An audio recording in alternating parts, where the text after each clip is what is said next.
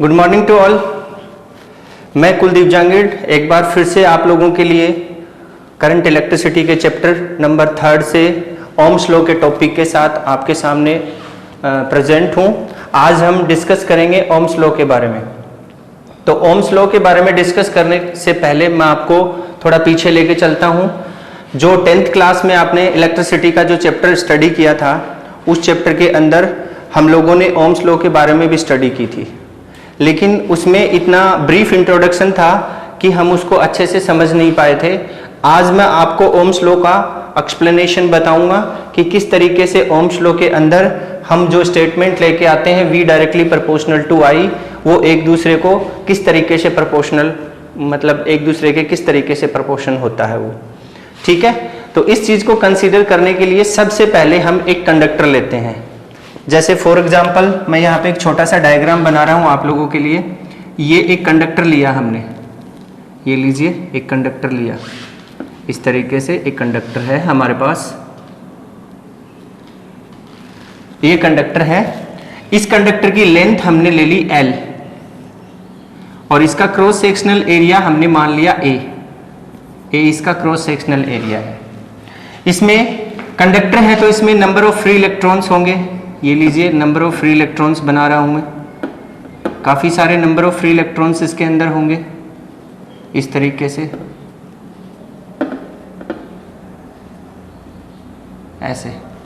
ठीक है, अब इस कंडक्टर को हमने एक पोटेंशियल डिवाइस से जोड़ दिया, दैट मीन्स जिससे पोटेंशियल प्रोड्यूस होता है। मान लीजिए कि हमने इसको एक सेल या बैटरी से कनेक्ट कर दिया, ऐसे लेते हैं, ये लीजिए इस तरीके से हमने इसको एक बैटरी लगाई यहाँ पे, ये कनेक्ट कर दिया। यहाँ पे हमने एक की लगा दी और इसका सेकंड टर्मिनल हमने यहाँ से ऐसे कनेक्ट कर दिया, प्लस माइनस।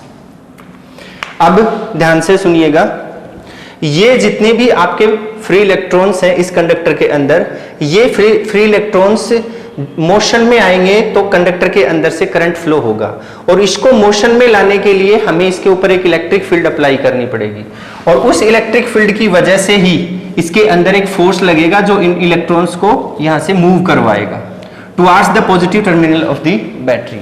ऐसा हमने पहले भी डिस्कस किया है ड्रिफ्ट वेलोसिटी वाले टॉपिक के अंदर। जैसे हम इसके ऊपर इलेक्ट्रिक फील्ड अप्लाई करेंगे तो इलेक्ट्रिक फील्ड के लिए हमें यहाँ पे एक पोटेंशियल की जरूरत पड़ेगी, और उस पोटेंशियल को हम इस बैटरी से गेन करेंगे। इस बैटरी के द्वारा, इस बैटरी के थ्रू हम इसके ऊपर पोटेंशियल अप्लाई करेंगे। अब इसमें एक चीज और भी है, वो क्या है कि हमें जो स्टेटमेंट लेना है उस स्टेटमेंट के अकॉर्डिंग मैं मान लेता हूं कि ये जो टर्मिनल है दोनों, कौन से टर्मिनल, कंडक्टर के टर्मिनल, इन टर्मिनल्स के ऊपर कितना पोटेंशियल अप्लाई होगा उसके लिए मैंने यहाँ पे एक वोल्ट मीटर लगा दिया। ये लीजिए एक वोल्ट मीटर मैंने यहाँ पे एक कनेक्ट कर दिया है। ठीक है, और इस बैटरी से कितना करंट यहाँ पे फ्लो होगा उसके लिए मैंने यहाँ पे एक एमीटर लगा दिया। ये लीजिए एक एमीटर लग गया है यहाँ पे, प्लस माइनस। इस तरीके से मेरा एक अरेंजमेंट तैयार हो गया है।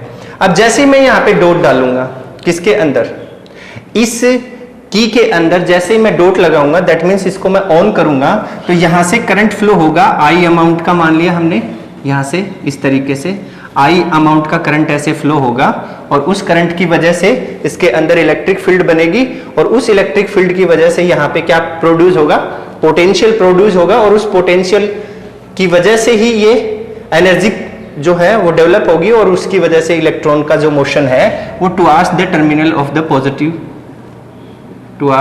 Positive terminal of the battery हो जाएगा। इस तरीके से ये इलेक्ट्रॉन्स जो है ये मोशन करने लग जाएंगे। ये हमारा ऐसा प्रोसेस रहेगा इसके अंदर। इस तरीके से ये मूव होंगे यहाँ से यहाँ तक, और मूव होंगे तो इनके पास एक वेलोसिटी होगी, और वो वेलोसिटी कौन सी होती है, ड्रिफ्ट वेलोसिटी होती है, जिसके बारे में हम लास्ट टॉपिक में डिस्कस कर चुके हैं। अब इन इलेक्ट्रॉन्स का जो मोशन है, इनका जो फ्लो है, इनकी जो ड्रिफ्टिंग है, वो इतनी इजी नहीं होती है जितनी हम समझते हैं। उसके लिए हमें क्या करना पड़ता है, उसके लिए हमें वर्क करना पड़ता है। वर्क मतलब जितना ज्यादा वर्क डन होगा उतनी ही ज्यादा इनकी फ्लो रेट होगी, और उस वर्क के लिए हम यहाँ पे एक इक्वेशन को कंसीडर कर सकते हैं कि पोटेंशियल की वैल्यू हम जैसे ही बढ़ाएंगे तो वर्क डन की वैल्यू भी हमें बढ़ानी पड़ेगी। वर्क डन जितना ज्यादा होगा पोटेंशियल उतना ज्यादा होगा। That means V is equals to W/Q, इस फॉर्मूले के अकॉर्डिंग, जो कि इलेक्ट्रोस्टैटिक्स में हम लोग ऑलरेडी डिस्कस कर चुके हैं इसके बारे में। ठीक है, अब हम बात करेंगे इसके अंदर प्रोड्यूस होने वाले सिस्टम की। तो इसके अंदर जो भी सिस्टम प्रोड्यूस होता है उसके लिए हमने सपोज करेंगे कि हमने ये जो पोटेंशियल जो सोर्स लगाया है इसको हमने एक ऐसी डिवाइस लगा दी इसके साथ में जो वेरिएबल पोटेंशियल हमें देने में कैपेबल हो। मतलब डिफरेंट टाइप का जो पोटेंशियल है वो हम इस कंडक्टर के ऊपर अप्लाई कर सकते हैं। इस तरीके से हमने यहाँ पे एक डिवाइस लगा दी। उसके बारे में भी मैं आपको बताऊंगा और ऑपरेटर्स के थ्रू आपको समझाऊंगा कि क्या करना है हमें इसके अंदर। अब देखिए, जैसे जैसे हम यहाँ पे एक amount of potential difference apply करते हैं टर्मिनल ऑफ द कंडक्टर्स के ऊपर, तो हमें एक रीडिंग्स मिलेगी। इस A में करंट की रीडिंग मिलेगी और इसमें V में क्या मिलेगी आपको, वोल्टेज की रीडिंग मिलेगी। तो इन दोनों के बीच में क्या रिलेशन होगा, A क्या बता रहा है एम्पियर को और V क्या बता रहा है वोल्टेज को। ये वोल्ट मीटर है, ये एमीटर है। तो इन दोनों के बीच में क्या रिलेशन होगा, उस रिलेशन की हेल्प लेके ही हम समझेंगे कि ओम्स लॉ में V और I के बीच का रिलेशन क्या होता है। इसके लिए सपोज करते हैं कि मैंने यहाँ पे एक टेबल बनाई। जैसे सपोज कीजिए ये एक टेबल बनाई, ये लीजिए ऐसे एक टेबल बना देता हूं मैं। यहाँ पे ये है मेरा सीरियल नंबर लिखा मैंने यहाँ पे मैंने लिखा V और यहाँ पे I लिखा ऐसे 1 2 3 4 एंड 5 1 2 3 4 5। सपोज कीजिए कि V की वैल्यू 0 थी तो I की वैल्यू भी 0 है। V की वैल्यू 2 वोल्टेज या 2 माइक्रो वोल्टेज या जो भी आपने जो यहाँ पे लिया है मीटर, उसमें कौन सी रीडिंग कंसीडर होती है उसके अकॉर्डिंग। 2 यूनिट है तो यहाँ पे सपोज करते हैं 1 आया, इसमें 4 है तो इसमें 2 आया, इसमें 6 है तो इसमें 3 आया, इसमें 10 है तो इसमें 5 आया। इस तरीके से सपोज कीजिए कि हमारे पास कुछ रीडिंग्स आई। ठीक है, अब ये रीडिंग हमें कैसे मिली, ये रीडिंग हमने यहाँ पे पोटेंशियल को डिफरेंट पोटेंशियल को कंडक्टर के टर्मिनल्स, कंडक्टर के एंड्स के ऊपर अप्लाई किया, टर्मिनल ऑफ द कंडक्टर्स के ऊपर अप्लाई किया। डिफरेंट टाइप का कैसे करेंगे, यहाँ पे एक डिवाइस लगाएंगे जिसको हम रियोस्टेट बोलते हैं। और रियोस्टेट क्या करता है, just like regulator of the fan. जैसे फैन का रेगुलेटर होता है, हम उसको कम ज्यादा करते हैं तो अलग अलग वोल्टेज फैन की मोटर के ऊपर अप्लाई होता है, तो उसकी स्पीड कभी ज्यादा होती है कभी कम होती है। अगर कम करेंगे तो कम हो जाएगी, ज्यादा करेंगे तो ज्यादा हो जाएगी। ऐसे ही एक ये डिवाइस है यहाँ पे हमारे पास जिसको हम रियोस्टेट बोलते हैं। ये भी मैं आपको दिखाऊंगा कैसा होता है और ये कैसे वर्क करता है। पहले इसको हम समझ लेते हैं। अब देखिए, ये जो हमने बनाया, इसको बनाने, ये टेबल बनाने के बाद में हमें एक चीज साफ नजर आ रही है कि V की वैल्यू जब 2 थी तो इसकी हाफ वैल्यू थी I, जब 4 थी तो इसकी हाफ 2, जब 6 थी तो इसकी हाफ 3, और जब 10 है तो इसकी हाफ 5। इसका मतलब ये हुआ कि जैसे ही हम इसकी वैल्यू को इंक्रीज करते हैं, जैसे यहाँ पे 2 है तो हमने इसको 3 टाइम्स इंक्रीज किया तो 3 टाइम्स 6 हुआ, 2 का 3 टाइम कितना हुआ 6। तो करंट का भी 3 टाइम, 2 के ऊपर 1 था तो इसका भी 3 टाइम किया तो 3 हो गया। जैसे ही हम 2 का 5 टाइम करते हैं तो 10 होता है, और इसका 2 से 1 रिलेटेड है तो 1 का 5 टाइम करते हैं तो 5 होता है। तो ये क्या है, अगर हम इसको डबल करते हैं तो I भी डबल हो जाता है, V को ट्रिपल करते हैं तो I भी ट्रिपल हो जाता है। तो इससे हमें क्या पता लगता है, इससे हमें पता लगता है कि V और I जो है वो दोनों एक दूसरे के प्रोपोर्शनल हैं। क्या है, एक दूसरे के प्रोपोर्शनल है दोनों। और अगर ये दोनों एक दूसरे के प्रोपोर्शनल हैं तो हम लोग एक इक्वेशन यहाँ पे बना सकते हैं, V directly proportional to I। अब ये जो प्रोपोर्शनल का जो सिंबल है, इसको हम अगर रिमूव करें और इक्वल में लेके आए तो हमें एक कांस्टेंट की रिक्वायरमेंट होती है Ri, और ये जो R है इसको हम बोलते हैं रेजिस्टेंस, प्रोपोर्शनलिटी कांस्टेंट रेजिस्टेंस। ये जो रेजिस्टेंस है, इसी के लिए हमने आपको थोड़ी देर पहले कहा था कि ये इलेक्ट्रॉन्स का जो फ्लो है ये इतना इजी नहीं होता। इस इलेक्ट्रॉन्स के फ्लो में एक इंटरप्ट आता है जिसको हम ये रेजिस्टेंस बोलते हैं, और इस R की वैल्यू के लिए हम लोग लिख सकते हैं R is equals to V by I. That means R क्या है? R जो है वो रेशियो है, किसका ratio? Ratio of the voltage to the current, ratio of the voltage to the current for a conductor. और किस केस में है? ये सबसे मोस्ट इंपॉर्टेंट बात, ये जो चीज है, ये रेशियो जो है ये कांस्टेंट के बराबर होगा। कब होगा? ये चीज हमें समझनी है जब इस कंडक्टर की फिजिकल कंडीशंस जैसे area of cross section, length, stress, strain, temperature etcetera, ये जितनी भी फिजिकल कंडीशंस है इसकी, ये कांस्टेंट रहे, तभी ये चीज जो है V बाई आई एक कांस्टेंट के बराबर आएगी, अदरवाइज ये इस कांस्टेंट के बराबर नहीं आएगी। तो जो डेफिनेशन बनी आपकी ओम्स लॉ की, उस डेफिनेशन को हम कैसे कंसीडर करेंगे? ओम्स लॉ जो है वो ये है अपना, और इसको हम कैसे समझाएंगे डेफिनेशन के थ्रू? तो उसके लिए मैं आपको एक स्टेटमेंट बताता हूं। According to Ohm's law, if the physical conditions of the conductor just like length, cross sectional area, stress, strain and temperature are remains constant, then the applied potential of the conductor of the terminals of the conductor is directly proportional to passing current through the conductor. That means V directly proportional to I। इस तरीके से हम इसके statement को note कर सकते हैं और समझ सकते हैं। ठीक है, अब ये चीज बन के आई आपके पास। अब देखिए इसके बाद हमें क्या करना है। इसके बाद अगर मैं यहाँ पे एक इसी चीज को एक ग्राफिकल रिप्रेजेंटेशन में लेके जाऊं, किस में लेके जाऊं? ग्राफिकल रिप्रेजेंटेशन में। लेकिन ग्राफिकल रिप्रेजेंटेशन में लेके जाने से पहले मैं आपको एक बात बताता हूं छोटी सी, वो क्या है वो सुनिए। V I का जो रेशियो है, वोल्टेज टू दी करंट का जो रेशियो है, ये एक लीनियर रिलेशन को बताता है। किसको बताता है? लीनियर रिलेशन को। और वो लीनियर रिलेशन कहां से निकल के आएगा? वो हम एक ग्राफ बनाएंगे, अभी मैं आपको एक ग्राफ बना के दिखाऊंगा, उससे वो निकल के आएगा और उससे हम समझेंगे कि किस तरीके से ये लीनियर रिलेशन होने की वजह से V और I जो है वो एक दूसरे के प्रोपोर्शनल होते हैं। तो देखिए हम लोग एक ग्राफ बनाते हैं, ग्राफिकल रिप्रेजेंटेशन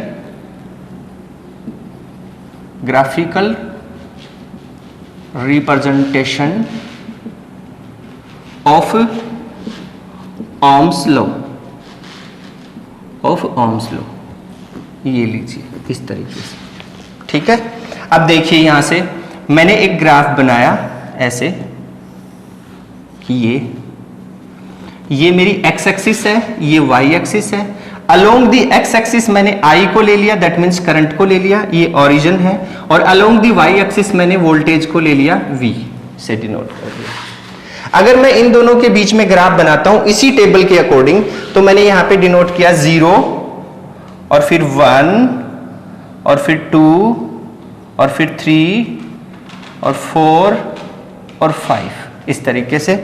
इस तरफ मैं डिनोट कर देता हूं 0 और फिर 2 और फिर 4, ये 6 और ये 10, इस तरीके से डिनोट कर दिया।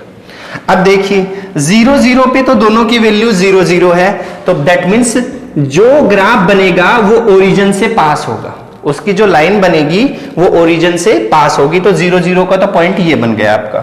फिर करंट की वैल्यू 1 एम्पियर थी, तो वोल्टेज की वैल्यू 2 है, तो यहां से हमने इसको ऐसे दिखा दिया। फिर सेकंड थिंग, दूसरा ये 4 आ गया, थोड़ा टेढ़ा हो गया है, सॉरी, एक मिनट।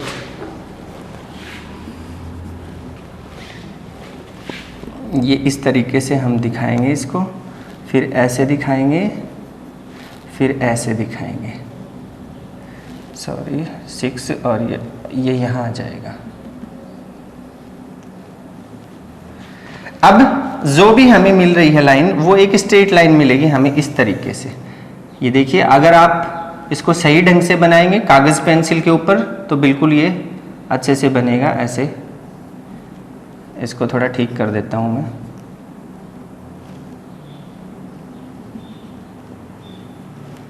ये लीजिए, ऐसे ऐसे बनेगा ये।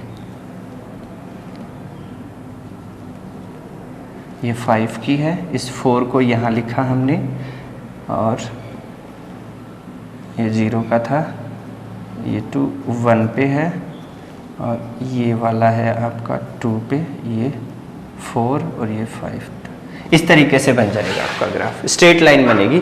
अब सुनिए आप ध्यान से, अगर मैं इसका स्लोप निकालूं, इसी ग्राफ का अगर स्लोप निकालते हैं तो देखिए हम लोगों ने यहाँ से एक लाइन ड्रॉ की, ये लाइन ड्रॉ की, ये जो इतना एरिया है, ये जो इतनी लेंथ है, ये डिनोट करती है हमारे किसको, आई को, और ये एक सेगमेंट है इसलिए हमने इसको लिखा डी आई।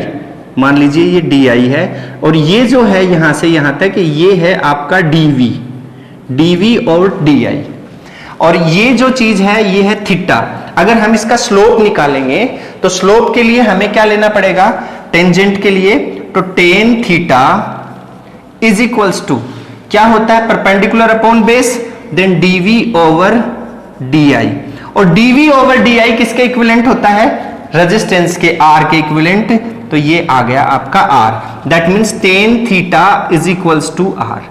जो स्लोप होगा, किसका स्लोप, इस लाइन का, इस स्ट्रेट लाइन का, जो ओरिजिन से पास होगी, हमेशा ओरिजिन से पास होगी, अगर ये ओम्स लॉ को फॉलो करती है तो ओरिजिन से पास होगी।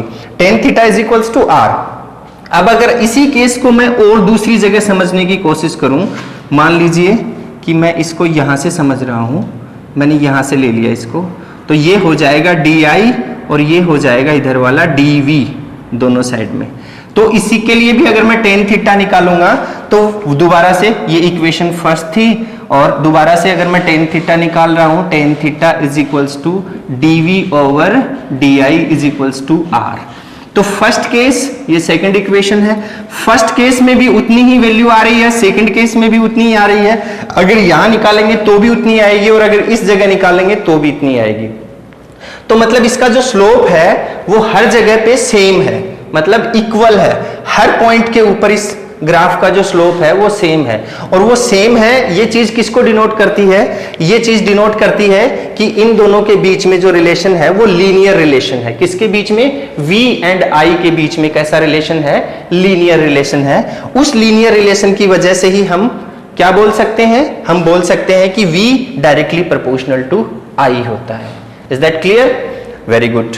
अब इसके बाद में देखिए, इसी ग्राफ से रिलेटेड मैं आपको कुछ चीजें बताता हूं।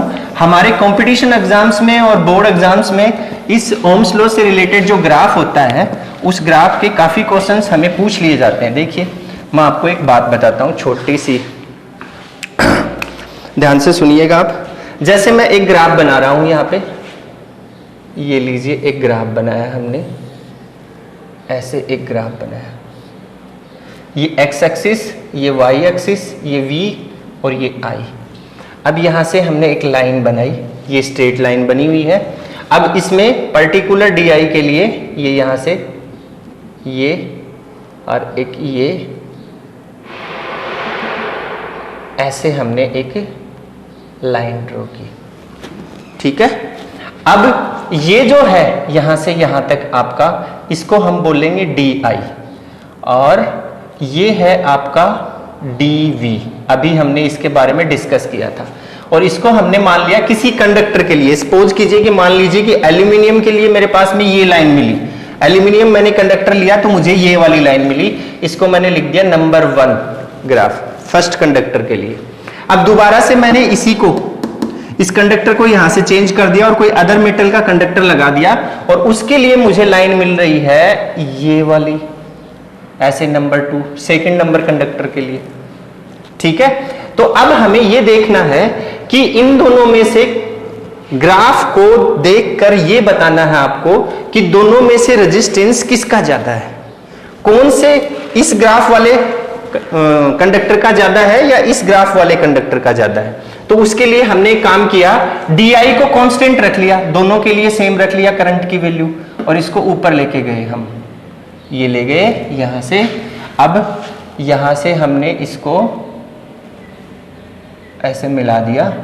अब हमारा ये डी आई तो फर्स्ट कंडक्टर और सेकंड कंडक्टर दोनों के लिए सेम है, बट जो डीवी है, कितना, डीवी, dV जो है इसके लिए हमने माना R2 रेजिस्टेंस है, ऐसे मान लिया। अब इसके लिए रेजिस्टेंस की वैल्यू हमने लिखी R1 is equals to dV upon DI, ऐसे लिख दिया, ठीक है। और R2 के लिए देखिए आप ध्यान से, जब हम स्लोप निकालेंगे is equals to tan theta, और इसके लिए भी स्लोप निकालेंगे और इसके लिए भी स्लोप निकालेंगे, तो स्लोप दोनों में से ज्यादा किसका है, क्योंकि tan थीटा जो है वो इक्वल होता है R के, ये चीज हम पहले से प्रूफ कर चुके हैं। तो दोनों में से स्लोप किसका ज्यादा है, फर्स्ट लाइन का या सेकंड लाइन का? सेकंड लाइन का स्लोप ज्यादा है, क्योंकि ये देखिए यहां से इसका स्लोप निकालेंगे तो हमारे पास में दूसरी वैल्यू आ जाएगी R2 is equals to dV dash upon DI, इसको V डैश मान लेते हैं, is equals to tan theta. तो स्लोप जिसका ज्यादा होगा वो उस लाइन का जो है रेजिस्टेंस वो ज्यादा होगा। तो हम लोग इस कंक्लूजन में निकलते हैं, और तो क्या करेंगे हम लोग, कंक्लूजन निकलेगा कि R2 ग्रेटर देन R1, ये केस बन गया आपका। ऐसी स्थिति में, ऐसी पोजीशन में हमेशा ज्यादा स्लोप वाली लाइन का रेजिस्टेंस ज्यादा होगा और कम स्लोप वाली लाइन का रेजिस्टेंस कम होगा। अब एक और लाइन यहां पे अगर बना दें, उसको हम मान लें R3, और इनको हम एक रिस्पेक्ट में लिखें तो रेजिस्टेंस के रिस्पेक्ट में आ जाएगा R2 greater than R1 greater than R3, क्योंकि R3 का स्लोप और भी कम हो गया है। इस तरीके से आप इस चीज को समझ सकते हैं।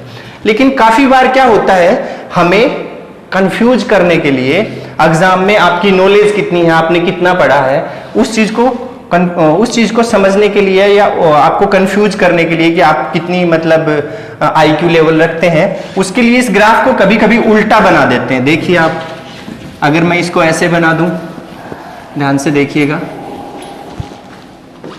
ग्राफ को अगर ऐसे बना दिया जाए, देखिए ये है आपका y एक्सिस और ये है x एक्सिस। अब की बार I को यहां ले लिया और V को यहां ले लिया, ठीक है, और एक स्ट्रेट लाइन हमारी ऐसी बन गई। अब यहां पे हम वही वैल्यू निकालेंगे, देखिए ये लीजिए, ये हमारी वैल्यू है, और आपको पता है कि आपको तो स्लोप निकालना है। क्या निकालना है, स्लोप। तो स्लोप के लिए टेंजेंट लेते हैं, तो tan theta is equals to, अब ये यहां से यहां तक की जो है ये तो dV हो गई है, और ये यहां से यहां तक है ये DI हो गया है। अब स्लोप निकालेंगे तो क्या लिखेंगे आप, परपेंडिकुलर, ये एक राइट एंगल ट्राइंगल की शेप में है, तो परपेंडिकुलर अपॉन बेस, तो परपेंडिकुलर की वैल्यू है यहां पे DI ओवर DV। अब ये क्या बना, वी डोंट नो, हम तो जानते ही नहीं है क्या बना, बट अगर इसको ढंग से देखा जाए तो since R is equals to DV by DI होता है, therefore 1 upon R is equals to DI by DV हो जाएगा। अब इस केस में हम इसको कैसे लिख देंगे कि ये जो चीज है ये 1 अपॉन R के इक्विवेलेंट है, इज इक्वल्स टू, आप बना सकते हैं इसको, देखिए क्या बनाएंगे, tan theta is equals to 1 upon R, अगर ग्राफ ऐसा है तो, ठीक। हाँ, तो अगर इसी ग्राफ को हम इससे जस्ट पहले वाले ग्राफ की तरह डबल लाइन में बनाए, जैसे आपको प्रॉब्लम दे दी जाए, मैं बताता हूं आपको, देखिए यहां पे ये लीजिए। अब अगर इस ग्राफ को ऐसा बना दिया गया, यहां पे है आपका I और यहां पे है आपका V, ये ओरिजिन है, एक लाइन ये बनी हुई है और एक लाइन ये बनी हुई है। नंबर 1 कंडक्टर एल्यूमिनियम और नंबर 2 कंडक्टर आयरन, दो कंडक्टर के लिए मान लीजिए ऐसी एक लाइनें बनी हुई हैं आपके पास, ठीक है। अब इन दोनों लाइंस के लिए आपको क्या करना है, आपको बताना है कि फर्स्ट कंडक्टर का रेजिस्टेंस ज्यादा है या सेकंड कंडक्टर का रेजिस्टेंस ज्यादा है, ये देखना है आपको।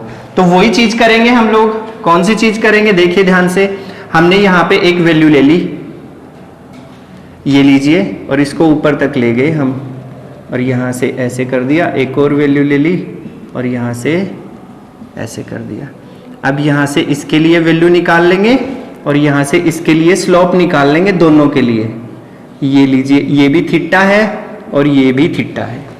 अब यहां से ये जो वैल्यू है ये DI है और ये वैल्यू जो है ये dv है, दोनों के लिए कॉमन ले ली, dv को दोनों के लिए कॉमन ले लिया, और ये di डैश मान लिया यहां से। ठीक, अब फर्स्ट के लिए, तो फर्स्ट के लिए इसको θ1 ले लिया, इसको θ2 ले लिया, तो tan θ1 इज इक्वल्स टू क्या लिखेंगे आप, di डैश अपॉन dv, ऐसे लिखेंगे आप, di dash upon dv, perpendicular upon base. ये एक इक्वेशन आ गई आपके पास। दूसरे जो कंडक्टर है उसके लिए लिखेंगे आप tan θ2 is equals to di over dv, ये सेकंड नंबर इक्वेशन आ गई आपके पास। अब आपको पता है कि ये जो चीज है ये 1/r1, इसके लिए हमने r1 माना और इसके लिए हमने r2 माना, ऐसे लिखेंगे आप। इसको 1/r1 के लिए रिप्रेजेंट करेंगे और इसको 1/r2 के लिए रिप्रेजेंट करेंगे। इससे पहले स्टेटमेंट में हमने पढ़ा। तो आपके सामने क्या सिचुएशन निकल के आएगी, 1/r1 is equals to di dash upon dv, और यहां से देखिए 1/r2 is equals to di upon dv। अब देखो, अगर r1 r2 की वैल्यू निकालेंगे तो ये इंटरचेंज हो जाएंगे, तो आप लोग क्या लिख सकते हैं, this is implies that r is equals to dv over di dash, और यहां से r is equals to dv over di।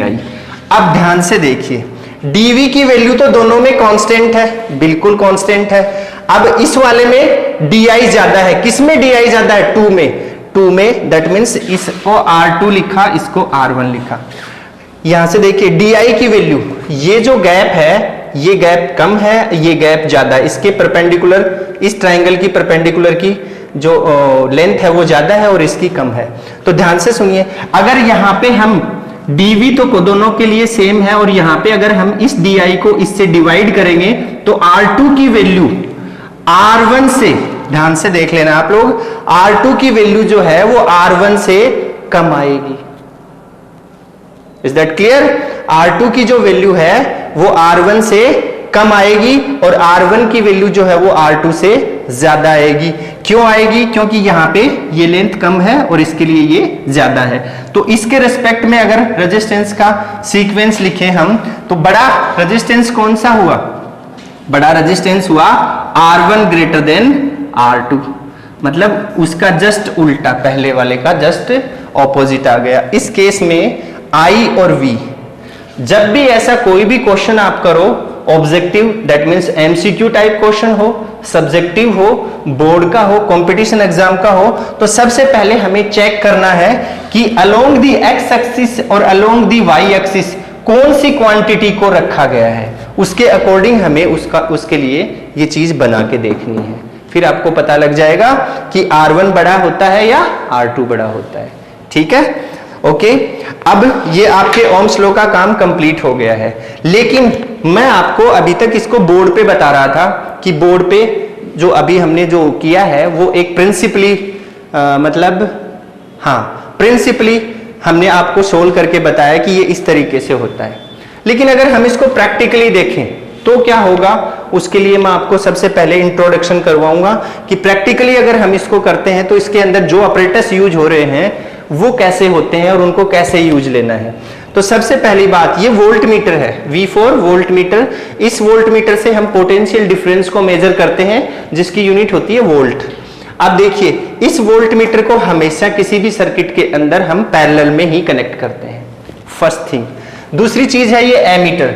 Ammeter को हम किसी भी सर्किट के अंदर सीरीज में कनेक्ट करते हैं। क्यों करते हैं? क्योंकि इसके अंदर से पास होने वाला जो चार्ज है वो इसके अंदर से मैक्सिमम पास हो, तभी हमें यहां से करंट की वैल्यू का पता लगेगा। अगर आधा चार्ज इसके बगल से निकल गया और आधा इसके अंदर से आया तो करंट की वैल्यू आधी मेजर होगी, पूरी मेजर नहीं होगी, इसलिए हम इसको सीरीज में लगाते हैं। और A4 एम्पियर, और एम्पियर का मतलब यूनिट ऑफ द करंट, तो ये करंट को मेजर करता है। Number second. अब उसके बाद में ये एक कंडक्टर है, इस कंडक्टर को हम किसी भी मेटल का ले सकते हैं। बाकी जो ये लाइनें मैंने बना रखी ये सब कनेक्टिंग वायर है। यहाँ पे ये की है, यहाँ पे एक बैटरी है और ये एक रियोस्टेट हमने लगाया है, एक रियोस्टेट को हमने यूज में लिया है जो कि पोटेंशियल डिवाइडर का काम करता है।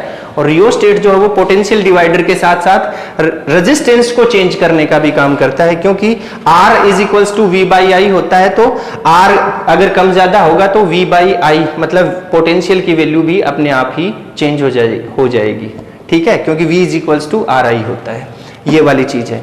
अब सबसे पहले देखिए आप ये जो अपरेटस है मेरे पास, ये जो अपरेटस है इसको हम बोलते हैं वोल्ट मीटर। ध्यान से देखिएगा, ये है वोल्ट मीटर। ये वोल्ट मीटर हम यहां लगाएंगे इस जगह, इसके ये टर्मिनल है, ये नेगेटिव और ये पॉजिटिव, रेड वाला पॉजिटिव ब्लैक वाला नेगेटिव, यहां यूज में लेंगे हम, ठीक है। सेकंड थिंग, ये है आपका एमीटर। ध्यान से देखिए, इसके अंदर ए लिखा हुआ है, ए लिखा हुआ है इसके अंदर, ये आपका एमीटर है और इस एमीटर को हम यहां कनेक्ट करेंगे पॉजिटिव और नेगेटिव टर्मिनल्स के अकॉर्डिंग, मतलब ये यहां पे होगा और ये यहां पे कनेक्ट होगा। ये आपके सामने सेकंड जो ऑपरेटस है हमारा वो आ गया। अब इसके बाद ये है हमारा रियोस्टेट, ये रियोस्टेट है, ये यहां पे कनेक्ट करेंगे हम लोग, बैटरी के साथ में कनेक्ट करेंगे इसको। और इस रियोस्टेट का काम होता है रेजिस्टेंस को चेंज करने का, जिसकी वजह से पोटेंशियल डिफरेंस भी चेंज होता है।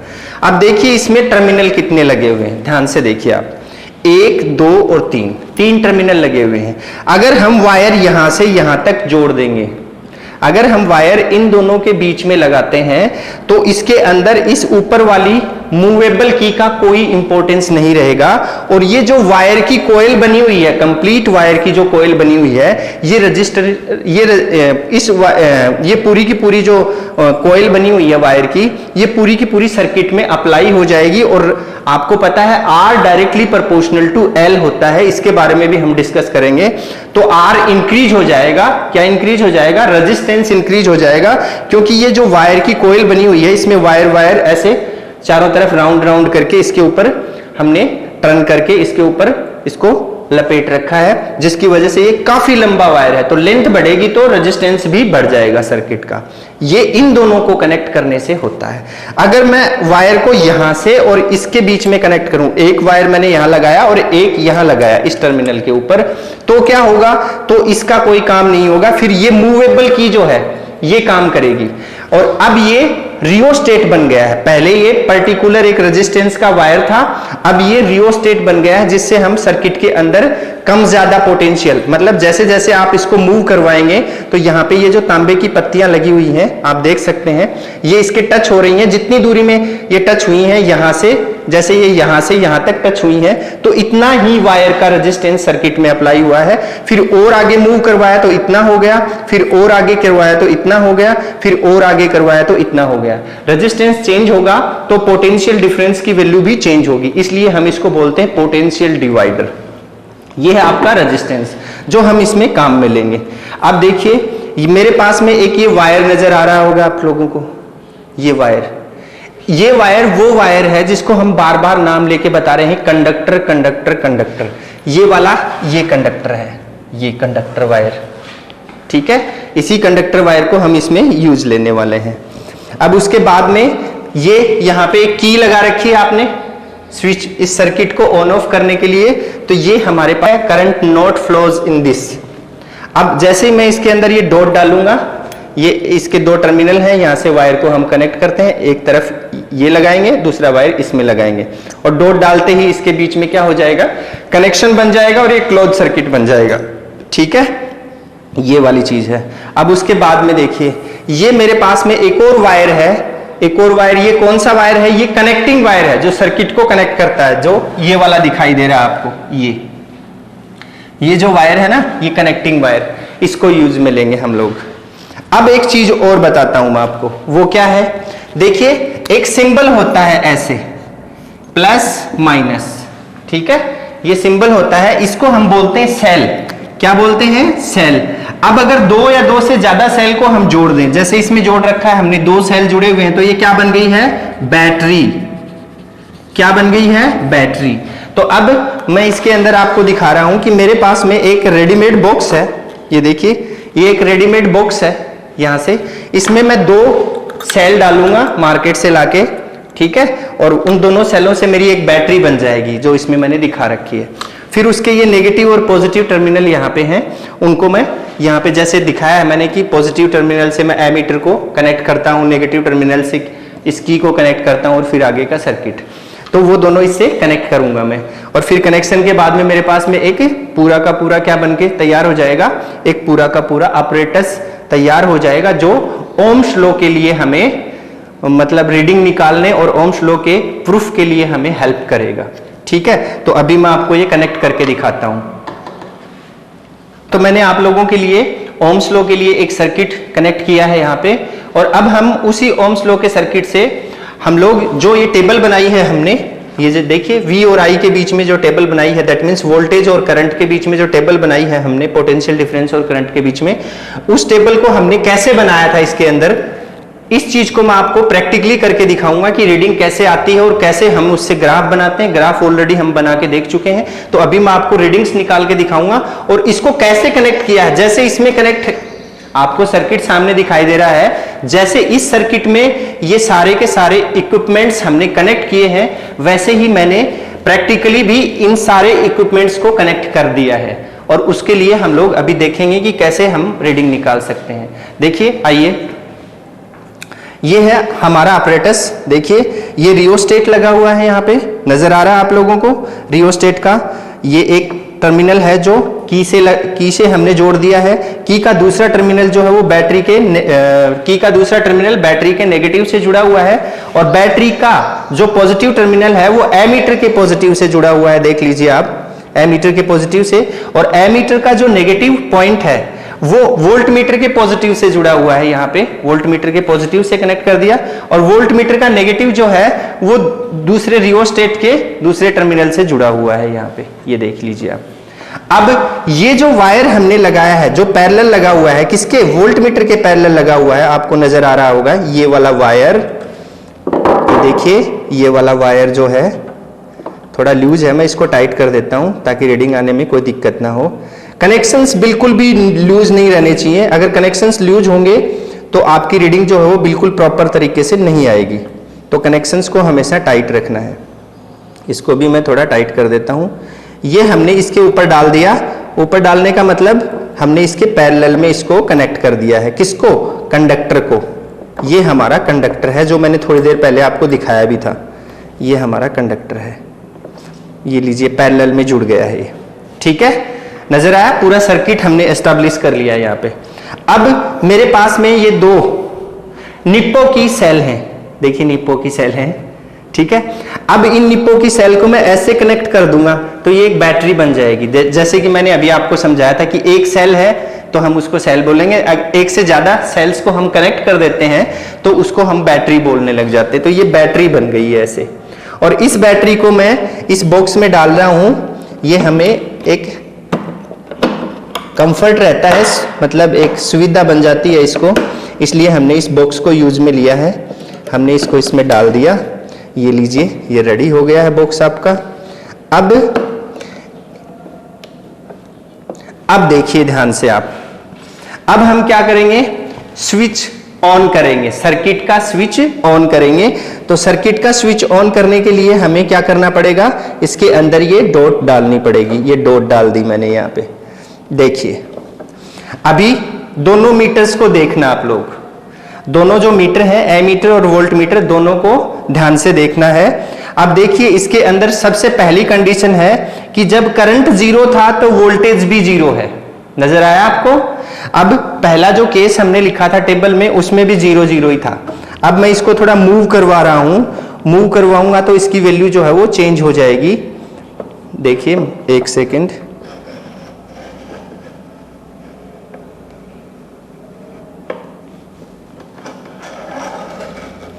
हो सकता है इसके कनेक्शन में, 1 मिनट रुकिए, 1 मिनट रुकिए, कनेक्शन की कोई प्रॉब्लम है शायद।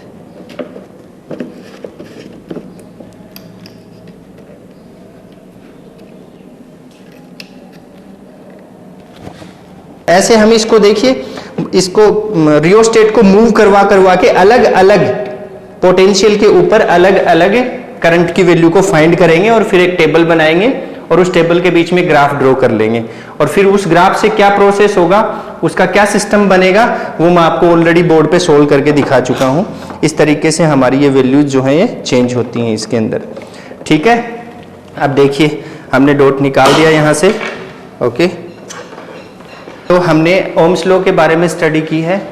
अब ओम्स लॉ में आप लोगों ने काफ़ी चीज़ों के बारे में प्रैक्टिकली और प्रिंसिपली दोनों तरीके से आप लोगों को मैंने बताया। प्रैक्टिकली जो मैं आपको बताने की कोशिश कर रहा था उसमें मैंने जो बैटरी यूज़ में ली थी वो थोड़ी चार्ज नहीं थी, कम चार्ज थी, इसकी वजह से थोड़ी जो रीडिंग्स हैं उसमें थोड़ी प्रॉब्लम आई थी, लेकिन मूवमेंट आपने देखा था दोनों मीटर्स के अंदर। अब ये आप लोगों के लिए एक अच्छा टॉपिक तैयार हो गया है और अगला जो टॉपिक है उसके बारे में हम नेक्स्ट क्लास में डिस्कस करेंगे और मैं चाहूँगा कि आप इस टॉपिक को अच्छे से समझें, क्योंकि 10th क्लास से आप इस टॉपिक को पढ़ते आ रहे हैं। अब इसका अच्छे से आपने डिस्क्रिप्शन पढ़ा है और भी अच्छे से आप इसको तैयार करें। Thank you, have a nice day, thank you.